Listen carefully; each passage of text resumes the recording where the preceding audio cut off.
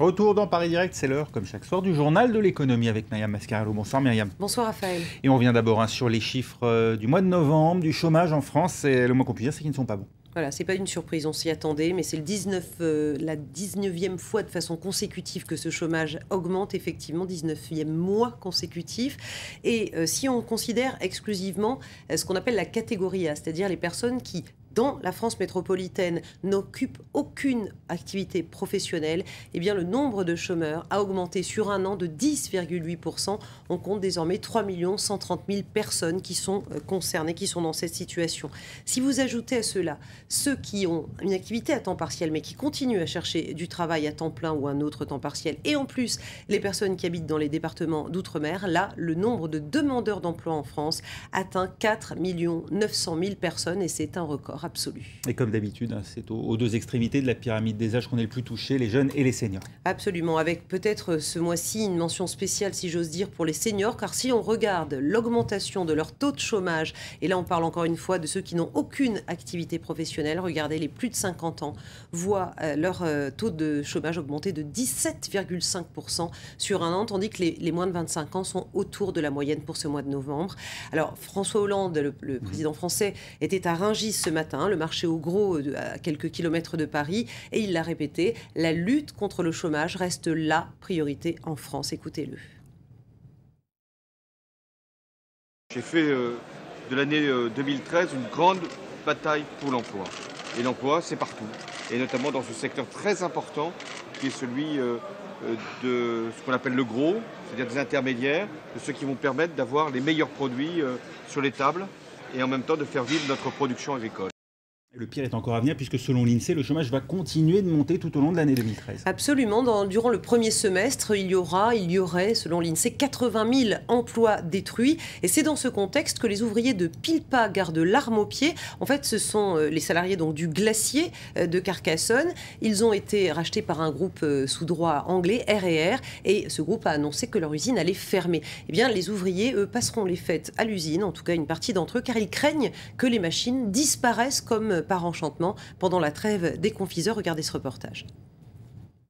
L'usine Pilpa a fermé ses portes durant les vacances, mais les salariés veillent au grain.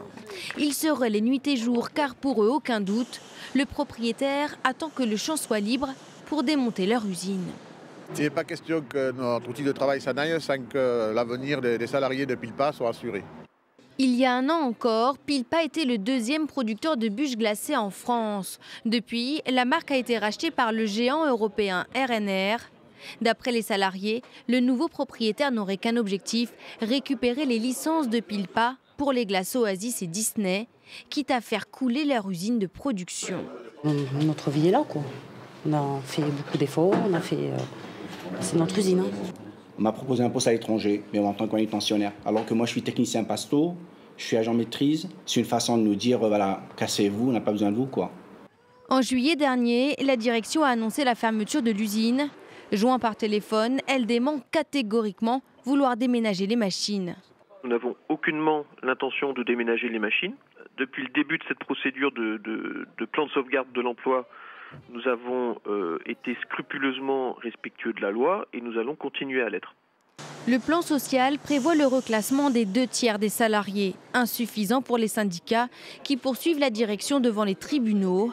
Les salariés, eux, ne lèveront pas le camp jusqu'à la date de reprise du travail la semaine prochaine.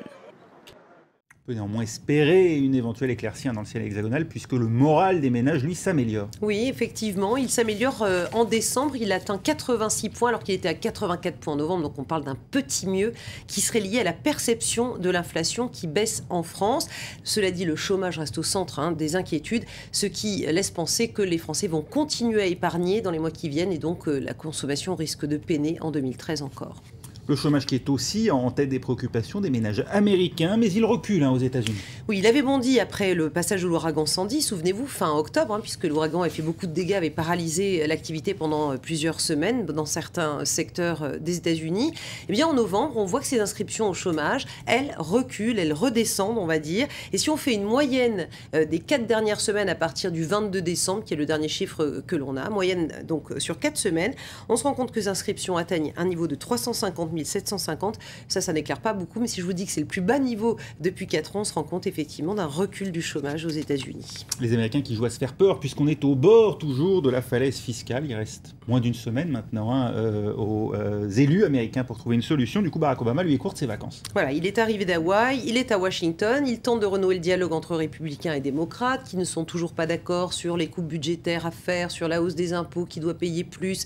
Les démocrates voulont surtout éviter que la classe moyenne soit visée. Et c'est dans ce contexte que la chaîne de café, la chaîne mondiale, Starbucks, lance un coup de com', un coup de pub, en appelant avec, à force slogan, les Américains à se réunir.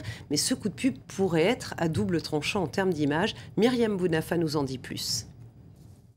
Sur ces verres en carton, quelques mots pour demander l'union sacrée entre républicains et démocrates. Quand Starbucks surfe sur le fiscal cliff, cela donne une semaine de campagne qui mobilise les 120 magasins de Washington. En ce qui concerne le fiscal cliff, nous avons eu beaucoup de bipartisme et beaucoup de divisions au sein du Congrès. La nation tout entière était en désaccord et nous voulions avoir un message subtil, être ensemble et rester unis. Des mots doux distribués aux clients pour les sensibiliser aux difficultés que traverse le pays. Mais ce n'est pas tout. Howard Schultz, le patron du groupe, a envoyé mercredi une lettre à la Maison-Blanche et aux parlementaires américains, les implorant de se mettre d'accord au plus vite sur une résolution de la crise budgétaire. Une lettre qui n'a pas manqué de faire réagir la toile. Le mouvement Occupy Starbucks rappelle que le groupe comme Google sont les champions de l'exil fiscal en Europe. Au Royaume-Uni, la marque fuit ainsi l'impôt, ce qui rend difficile toute leçon d'altruisme et de vivre ensemble. En tout cas, pas de signe d'inquiétude sur les bourses européennes. Ce soir, absolument aucun signe d'inquiétude. Paris a même pris 0,59% et atteint un nouveau plus haut annuel donc pour cette année 2012. Londres est resté stable, 0 pointé pour le FTSE. Francfort s'est apprécié de 0,26%. Du côté des entreprises à présent, Toyota termine l'année en beauté. Elle remonte sur la première marche du podium. Et oui, le constructeur a fait ses comptes et il a vendu 9 700 000 véhicules en 2012. Résultat, il est bien devant l'américain General Motors. Toyota qui semble vouloir aussi tirer un trait sur le passé et qui propose une indemnité mirobolante collective certes d'1 milliard d'euros aux victimes américaines de ces accélérateurs défectueux et en échange évidemment Toyota obtiendrait la fin des poursuites aux États-Unis. Vinci, de son côté, rafle la mise au Portugal. Le groupe français rachète 95% d'ANA. ANA, c'est l'explorateur qui exploite notamment l'opérateur qui exploite les aéroports dans le pays. Absolument. Vinci est tout simplement celui qui a proposé le plus. 3 milliards d'euros pour emporter le marché. Il passe donc devant l'allemand Fraport ou le suisse Flughafen Zurich. Le Portugal, lui, privatise ANA. Pourquoi ? Eh bien parce qu'il veut essayer de se désendetter et donc se désengage de certaines activités qui jusque-là étaient publiques. Enfin, le monde change. Un centre d'études britannique s'est amusé à faire le classement des pays les plus riches aujourd'hui et dans 10 ans. Un résultat. Et résultat, eh bien, États-Unis, Chine et Japon gardent le cap, mais vous allez le voir, les émergents doublent les poids lourds européens, notamment l'Inde et le Brésil qui vont se classer en 2022, selon ce classement en tout cas, 4e et 5e mondiaux, donc en 2022, aux dépens de qui ? De l'Allemagne et de la France, qui elle tomberait au 9e rang, serait juste devant l'Indonésie. Et derrière la Russie au passage d'ailleurs. Merci beaucoup Myriam Mascarello, c'était l'économie. Tunisie Télécom Entreprise, plus que des solutions. Restez avec nous, on se retrouve dans un instant pour la météo et la suite de Paris Direct.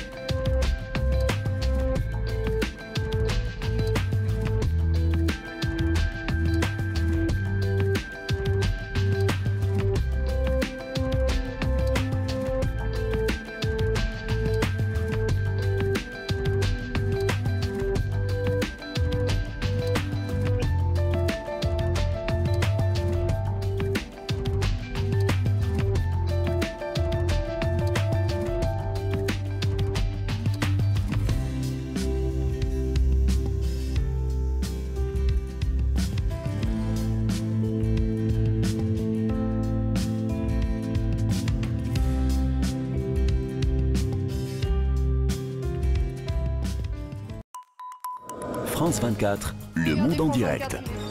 Un réseau mondial d'observateurs, 35 nationalités, une seule rédaction, 1000 correspondants sur le terrain pour vous offrir le meilleur de l'actualité.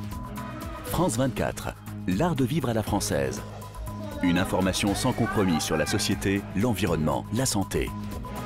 France 24, un ton original, un autre point de vue sur le monde.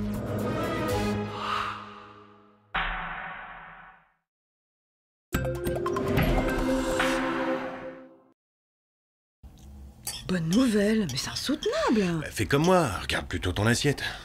Bonne nouvelle, la faim est plus facile à guérir qu'à regarder. actioncontrelafaim.org.